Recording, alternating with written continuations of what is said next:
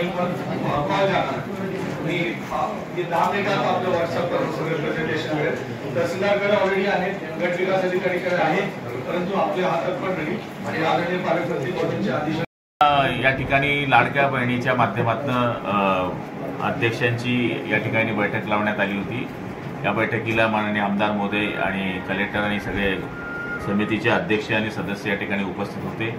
त्याच्यामध्ये आढावा घेण्यात आला की या ठिकाणी किती सभासदांचे फॉर्म भरले गेले, तर 5 लाखाच्या वरती महिलांचे फॉर्म भरले गेलेले आहे आणि माननीय मुख्यमंत्र्यांचा दौरा या ठिकाणी 13 ऑगस्टला असल्यामुळे त्याबद्दलही सगळ्या समितीच्या अध्यक्षांना माहिती देण्यात आली आणि कशा पद्धतीने हा दौरा आहे आणि आपण सगळ्यांनी काय भूमिका बजवायची आहे या बाबतीत सुद्धा या ठिकाणी समितीच्या अध्यक्षांना सूचना देण्यात आलेल्या आहे आणि त्यांना सांगण्यात आलं आहे की उद्याच्या उद्या आपण आपल्या तालुका स्तरावर बैठकी लावून त्याचं नियोजन करावं आणि सगळ्यांनी या ठिकाणी ती मान्यता दिलेली आहे। मला तरी असं वाटतं की राज्यामध्ये माननीय मुख्यमंत्र्यांचा दौरा या ठिकाणी लाडक्या बहिणीकरता महाराष्ट्रामध्ये जळगावमध्ये होतोय ही आनंदाची बाब आहे आणि हे होत असताना आपलं जे टार्गेट अचीव करायचं आहे ते जवळपास आपण अचीव करण्याच्या जवळपास पोहोचलेलो आहोत। त्यामुळे मी समितीच्या लोकांचं सुद्धा आम्ही सगळ्यांनी अभिनंदन केलेलं आहे। आमदार महोदयांचंही अभिनंदन केलं आहे की ज्यांनी याच्यामध्ये हिरिरीनं भाग घेतलेला आहे। तर या दौऱ्यामध्ये माननीय मुख्यमंत्री महोदय येणार आहेत आणि ते सागर पार्कला येतील।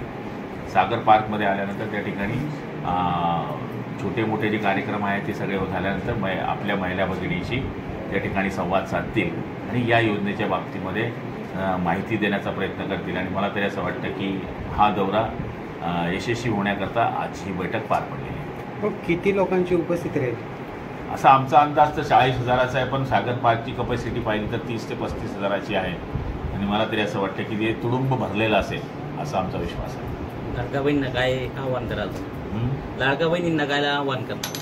बहिणींना एवढंच आव्हान आहे की आमची मंडळी किंवा प्रशासन शासनाची सगळे लोक आपल्या दरवाजी येत आहेत, आपल्याकडनं माहिती मागतायत, आपले फॉर्म्स भरण्याकरता हे करतायत, तर जी माहिती आपल्याकडे आहे ती त्वरित उपलब्ध करून द्यावी आणि काही अडचण असली तर आमचे जे समितीचे अध्यक्ष आहेत, समितीचे सभासद आहेत, संबंधित आमदार आहेत यांच्याशी आपण संपर्क साधावा जेणेकरून आपल्या अडचणीला ते त्वरित दूर करू शकतील आणि याच्याकरता महिला सशक्तीकरणाकरता जे शासनाने धोरण आखलेलं आहे त्या धोरणामध्ये आपण सगळ्यांनी सहभागी व्हावं अशीच आम्ही महिला भगिनींना या ठिकाणी आवाहन करतो। येताना काही ड्रेस कोड वगैरे ठेवलेला आहे का? नाही, तसा काही ड्रेस कोड